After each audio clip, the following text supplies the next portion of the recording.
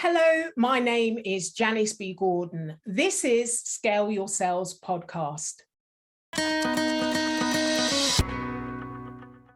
Welcome to the Scale Your Sales podcast, listed number 9 of 42 best podcasts for every sales professional in 2021. I am Janice B. Gordon, the customer growth expert, recommended by LinkedIn as one of 15 innovative sales influencers to follow in 2021. In today's episode of Scale Your Sales podcast, my guest is CEO and founder of Proactivate, a company that started in 2005. It's an organization that helped to continually stream highly qualified talent to fill sales, marketing, customer success, and sales leadership roles.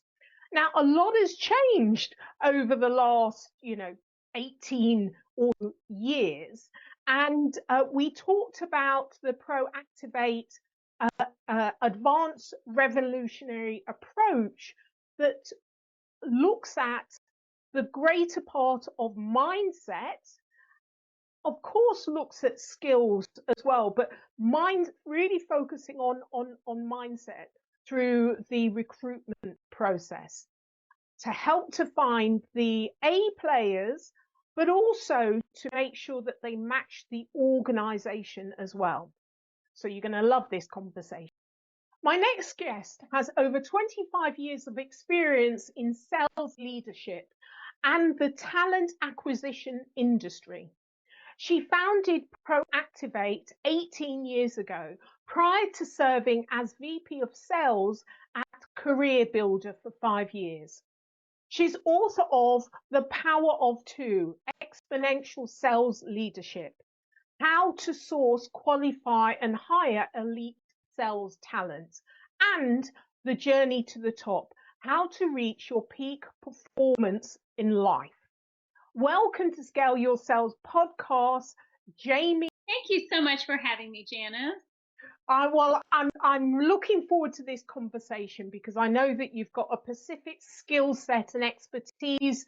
You've been running your business, Proactivate, since 2005. You don't look old enough, Jamie. So I'd love you to share all of your experience. So let me start off there.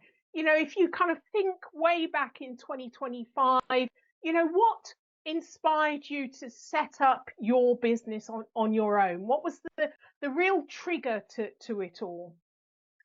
So as you said, I started my business in 2005, and I had always known that I wanted to start my own business. But what really triggered it is prior to starting Proactivate, I was vice president of sales at Career Builder.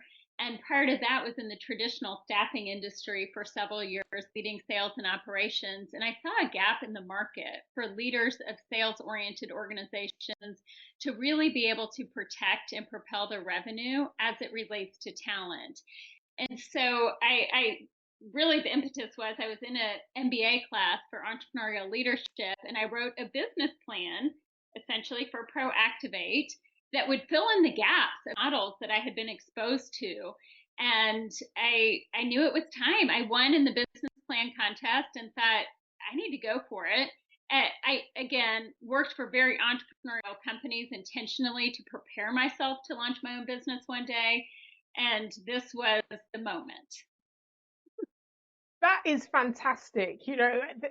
Writing a business plan, I did an MBA as well. And, like when you write a business plan and it's up against others, it's a great way of actually testing and getting a lot of free advice from the professors and consultants and other people around the table. So I think that was quite a win for you, really. It's great really planning. Was a great experience. Yes. And just to be candid, it was my first class in my MBA, and instead of continuing on, I just started Proactivate instead. So it was great. That's brilliant. So, tell me about, you say that you've got a specific process that you designed. So often when there's challenges and change in organizations, you think, actually I can do it better. There's a gap in the market that you mentioned here. So what is uniquely different about what you do in your approach that you saw there was a real gap, and what you've developed forward from there? Absolutely. So in the traditional recruiting model, first of all, many of the organizations I was exposed to were not sales centric. And I noticed on the receiving end, as the VP of sales at Career Builder, as we had to use recruiters because we couldn't find top performing, working, and winning sales talent online, those weren't the ones looking.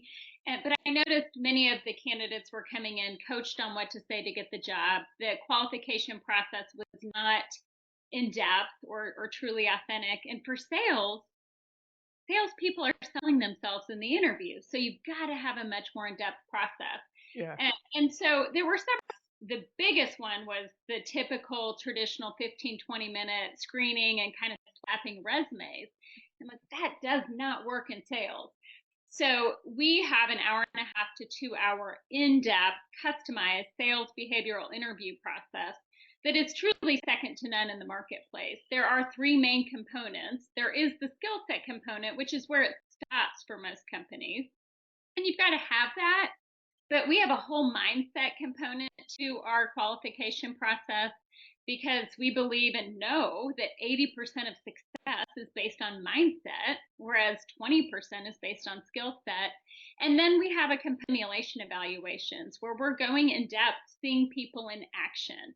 And so that is the biggest differentiator. The other is that in our model, they have a dedicated talent manager resource and committed results. It's not if we find someone, but they have a commitment of receiving 3 qualified candidates that are guaranteed to match their ideal candidate profile within a few weeks maximum. And because of our in-depth qualification process, our ratios suggest 1 out of 3 are hired. But if for any reason they don't hire one of the 3, we commit to providing additional talent until the hire's made. So they have a dedicated resource and committed results. And our talent managers, and you can just hear the difference in term there, but our talent managers are not paid on placement intentionally to preserve the authenticity of the interview process. And so that also is different. And then of course that, we're specialized in sales, marketing, sales operations, and leadership all the way up to C-level in those key areas. So anything supporting revenue generation and sales leadership are truly 90% of what we do because that is a big component of that. I think it's really interesting. I'd like to delve into the 3 components of your report onboarding process. And it's interesting, and I agree that a greater majority of it is mindset, which often the traditional sales don't even.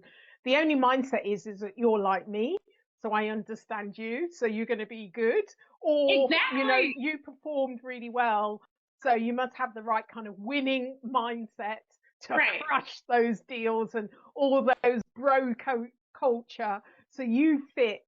But that's not really mindset. That's not really robustly testing mindset.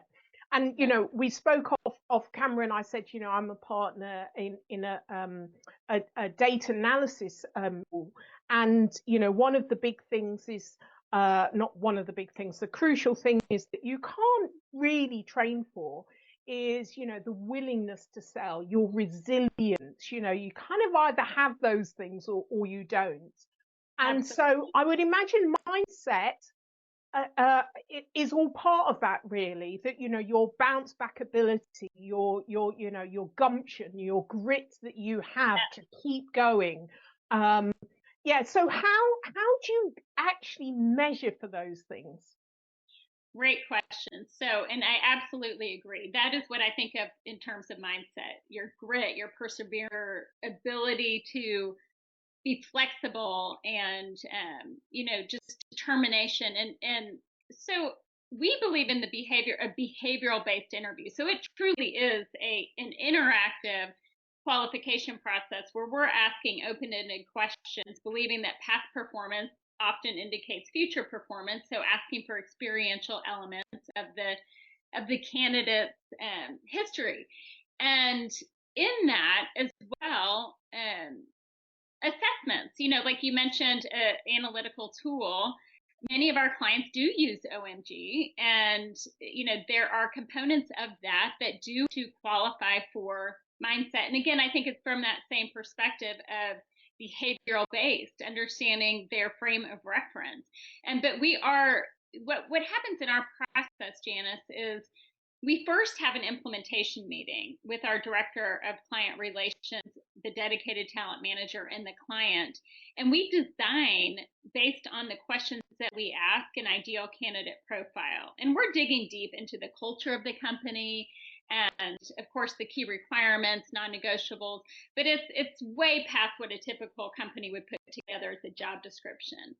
Then our mindset is, how do we go find those people currently working and winning and doing well, where this would be a next step in their career? Where are they naturally in the business world? Where are they online looking for leads or business acumen? What types of networking events are they at, or trade shows?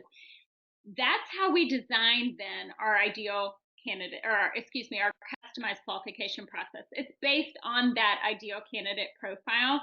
So the mindset questions that we ask are specific to that profile. And so, for example, if grit is really important in that role, we're going to be asking about, tell me about one of your greatest challenges that you've had and how you overcome it, or how you overcame it. And, to your point, I think a lot of times you can be a lot of hiring leaders are hiring people like themselves, that they like, that they enjoyed, and they're like, oh, you're like me. There's no true process. And what happens is you look and say, okay, you were really successful, but we don't understand why. And we don't even know that they know their formula for success.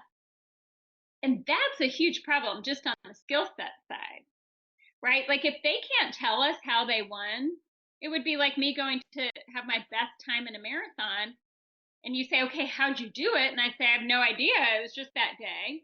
Then so you can't repeat it. Exactly. Exactly. So we really want to know they have a replicatable sales style and mindset, right? That they know how they won. And they know what it took. Because if you look at the best of the best in business, in sports, in politics, in any area, what separates them from the others is not just that they have the talent. It is the mindset. All of the key characteristics are components of mindset.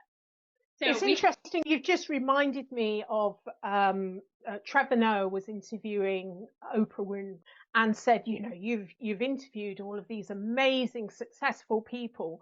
So what is the one common denominator that defines these successful people? And Oprah said, having a goal. It's kind of almost knowing your own mindset and where you're going and why you're going there.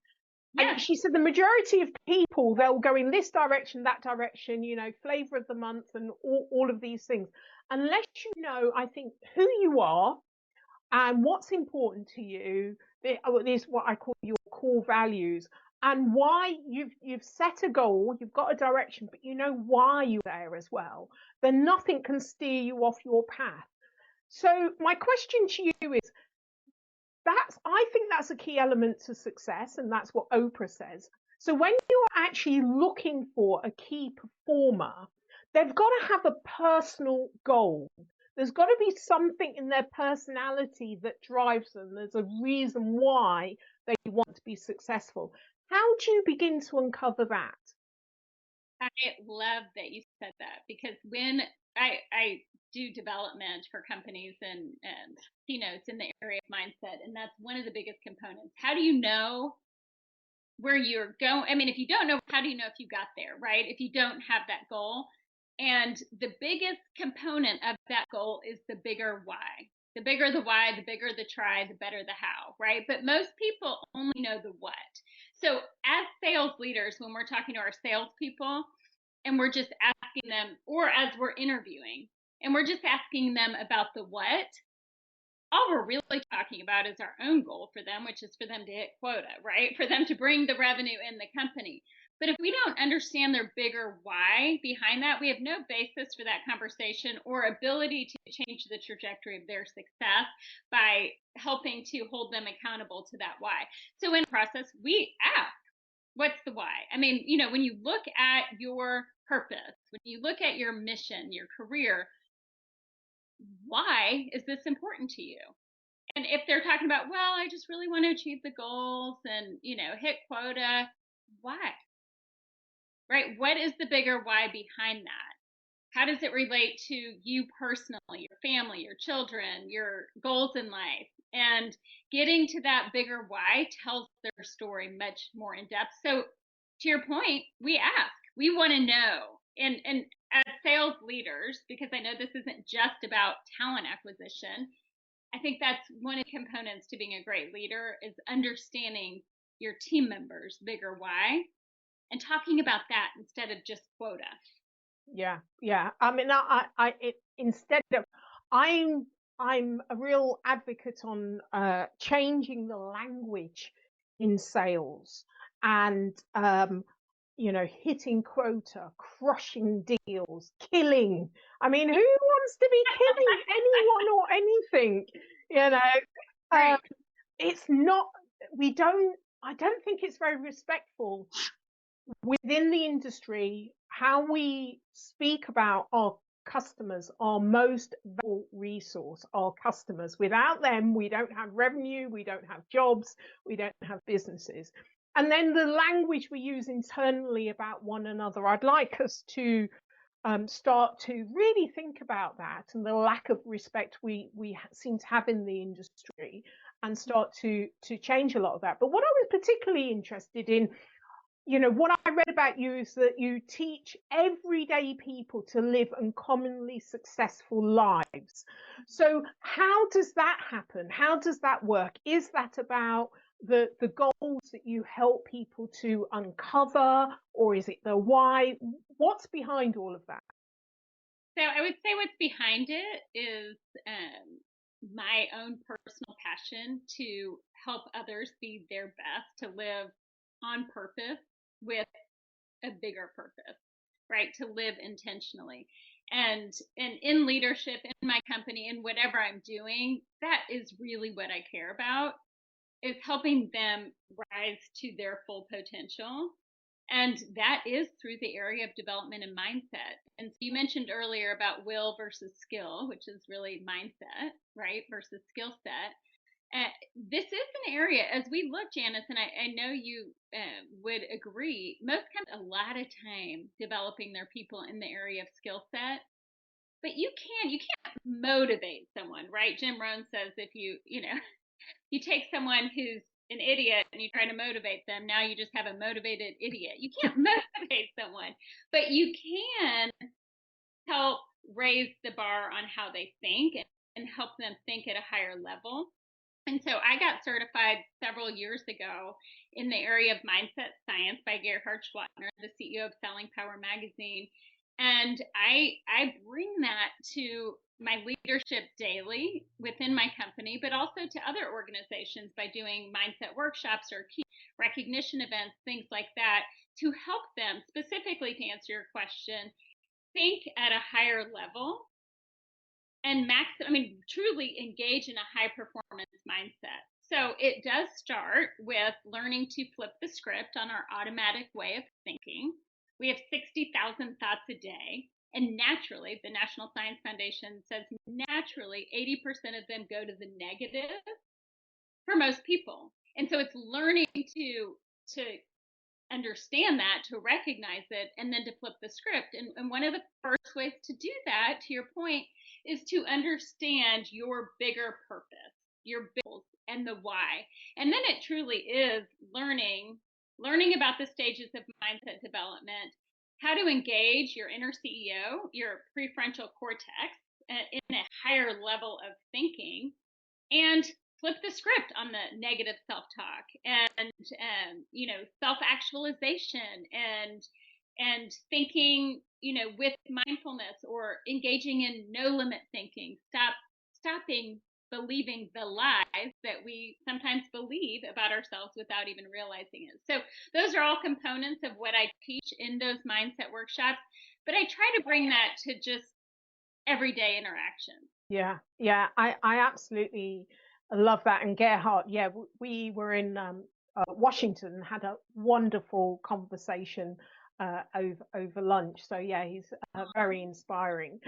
So Yes. I'd like to just delve in a bit deeper, because I sales trainers and sales training, you'll often find that there's a budget for it and it happens every year, and a year later there's no difference. And so my belief is the majority of sales training has no real impact at the end of the day, because it's only 20%. You can teach anyone sales training, but treat them the bigger piece, which is the mindset, the right behaviors that's going to create success consistently.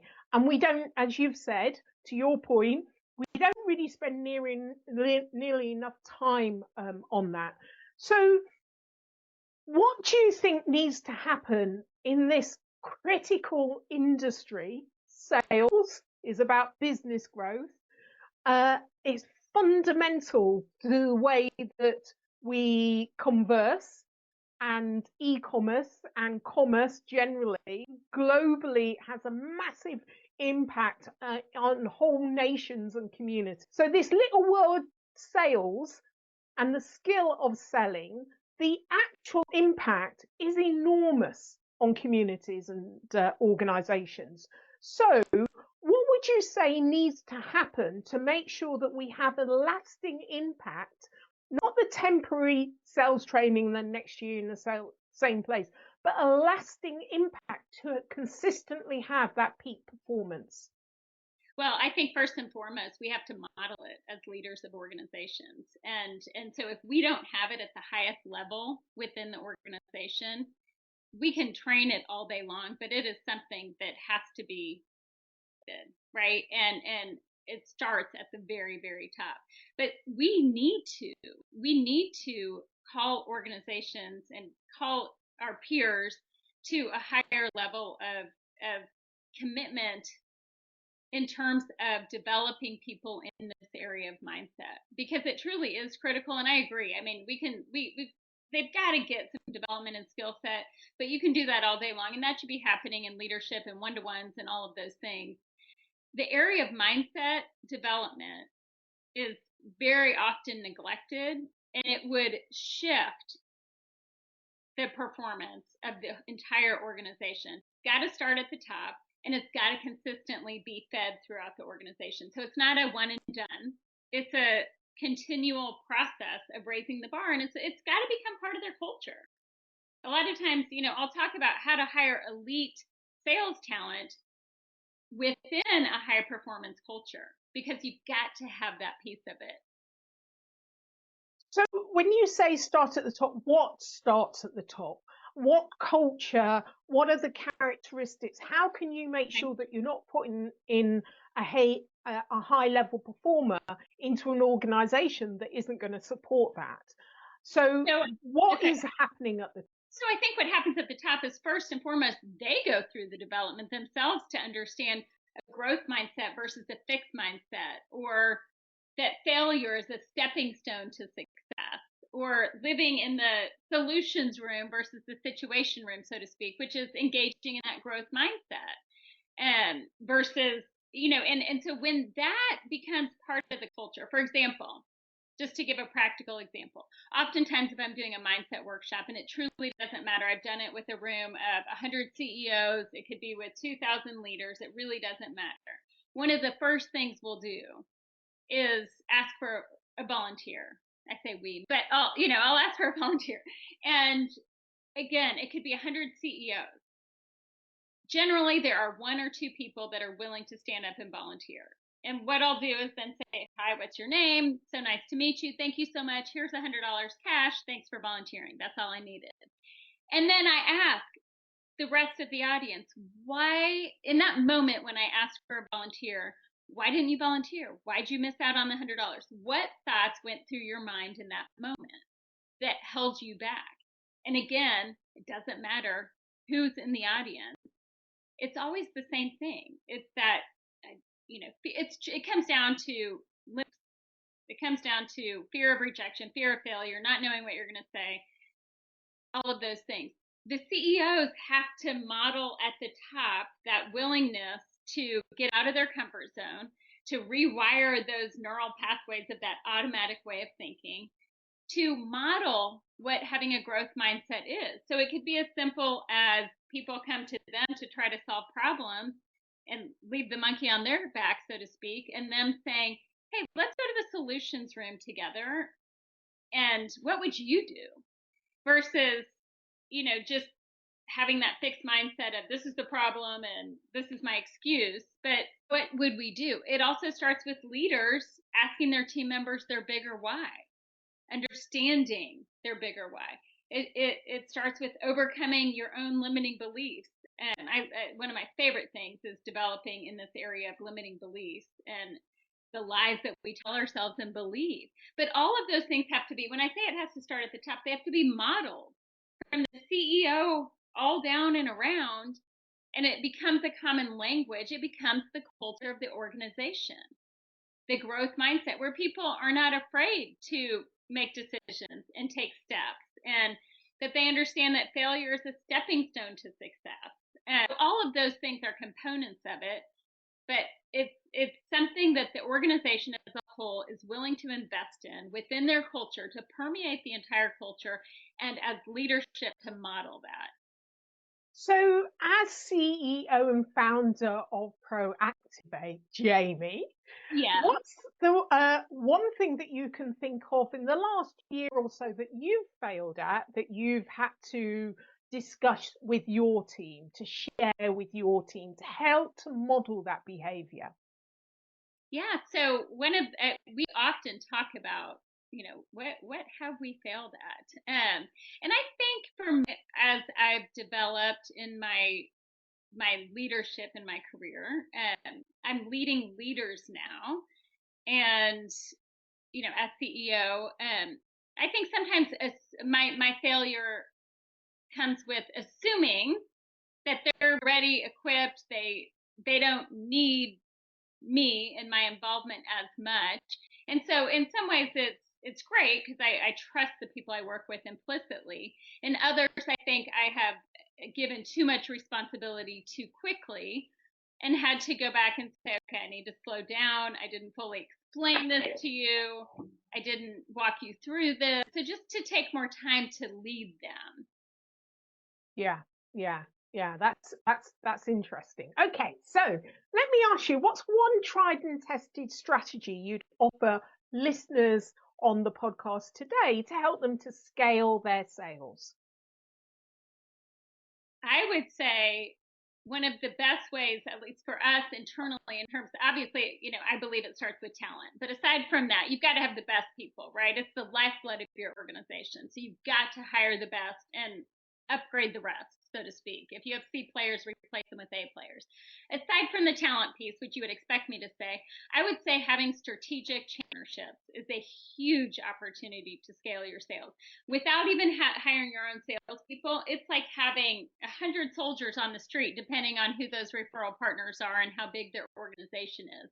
So finding organizations that sell to a similar ICP than that you do, an ideal client profile, and developing relationships where it's a win-win and it's a strategic relationship where you have synergies in your businesses and you can help to evangelize each other's business, and then taking care of those referral partnerships, and with referral fees and things like that. It really, really is a way to scale your business that is strategic and moves much more quickly than just individual sales contributors. So I like combining those strategies.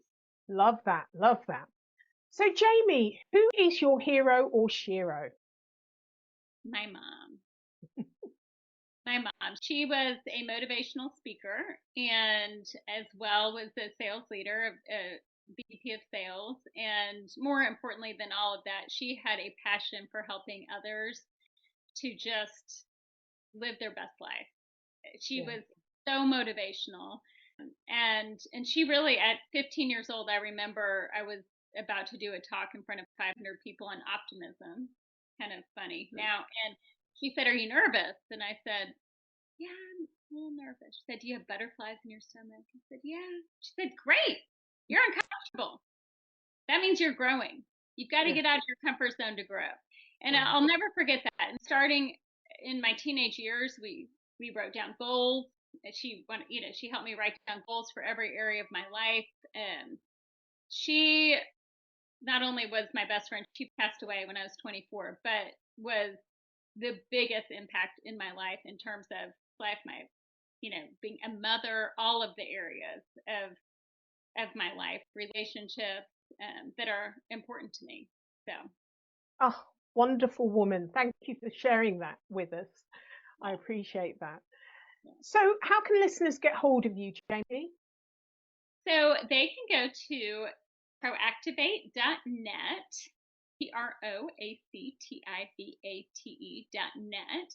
Also, jamiecrosby.com has a lot of my speakers information and speakers one sheet, speakers reel, things like that, and LinkedIn, of course. And then they can call Proactivate at 24720-9922. Excellent. Thank you so much for sharing your knowledge and being a guest on Scale Your Sales podcast. Wonderful, wonderful to speak to you. It was such a pleasure, Janice. Thank you for having me. Thank you for listening to this week's episode of Scale Your Sales podcast. If you like this discussion, feel free to listen to other episodes or watch the captioned show on YouTube and subscribe to future episodes. I would really appreciate it if you would leave a positive review on iTunes. Thank you.